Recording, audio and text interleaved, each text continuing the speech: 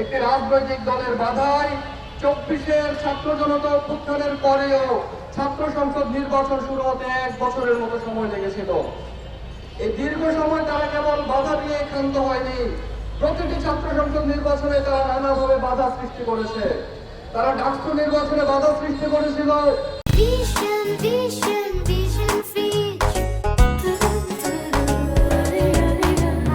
16 বছর বাংলাদেশের মানুষ ভোটাধিকার থেকে বঞ্চিত ছিল।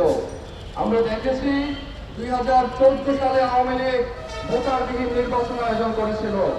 2018 সালে তারা রাতের ভোট আয়োজন করে, আর 2024 সালে আমি ও ডামির নির্বাচনের মাধ্যমে বাংলাদেশের নির্বাচন ব্যবস্থাকে তারা ধ্বংস করে দিয়েছিল।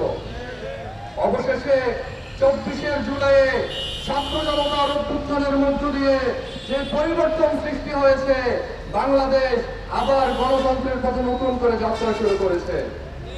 24-এর সেই গণ অভ্যুত্থানের অন্যতম আকাঙ্ক্ষা ছিল ক্যাম্পাসগুলোতে ছাত্র সংসদ ভিত্তিক রাজনীতি হবে, কিন্তু আমরা দেখি একটি রাজনৈতিক দলের বাধায় 24-এর ছাত্র জনতা অভ্যুত্থানের পরেও ছাত্র সংসদ নির্বাচন শুরু হতে 1 বছরের মতো সময় লেগেছিল।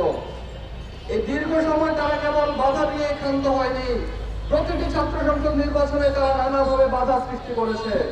তারা ডাকসু নির্বাচনে বাধা সৃষ্টি করেছিল। সর্বশেষ যখন ডাকসু নির্বাচন হয়ে গেছে, তখন আমরা দেখি বিএনপি পন্থী শিক্ষকরা ডাকসু নির্বাচনের ফলাফলকে প্রশ্নবিদ্ধ হিসেবে বিবৃতি পর্যন্ত দিয়েছিল। আমরা ডাকসু নির্বাচনে দেখি ছাত্রদল নির্বাচন বয়কট পর্যন্ত করেছে। নির্বাচনের দিন তারা নির্বাচন বর্জন করেছে। রেজাল্ট যেন পাবলিশ হতে না পারে, বিএনপি পন্থী নির্বাচন কমিশনাররা সেদিন পদত্যাগ করে নির্বাচনকে ভণ্ডুল করে দেওয়ার চেষ্টা পর্যন্ত করেছে। আমরা চাকসুতে দেখেছি কিভাবে ছাত্রদল নির্বাচনকে বাধাগ্রস্ত করার চেষ্টা করেছে। রাকসুতে দেখেছি রাজশাহী বিশ্ববিদ্যালয়ের ছাত্রদলের সভাপতি নিজে সরাসরি বিশ্ববিদ্যালয়ের নির্বাচন কমিশন ভবনে গিয়ে কিভাবে মত সৃষ্টি করেছে।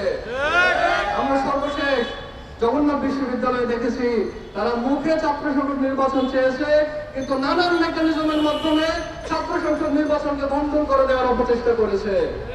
সর্বশেষ নির্বাচন যখন হয়ে যাবে, আমরা দেখেছি বিএনপি পন্থী শিক্ষকদের সাজেশনে এমন মেশিন কেনা হয়েছে যে মেশিন বারবার ইলেকশনের ভুল রেজাল্ট দিচ্ছিল, এবং শিক্ষার্থীরা শিক্ষকরা দীর্ঘ সময় ধরে এটার কারণে কষ্ট পোহাতে হয়েছিল।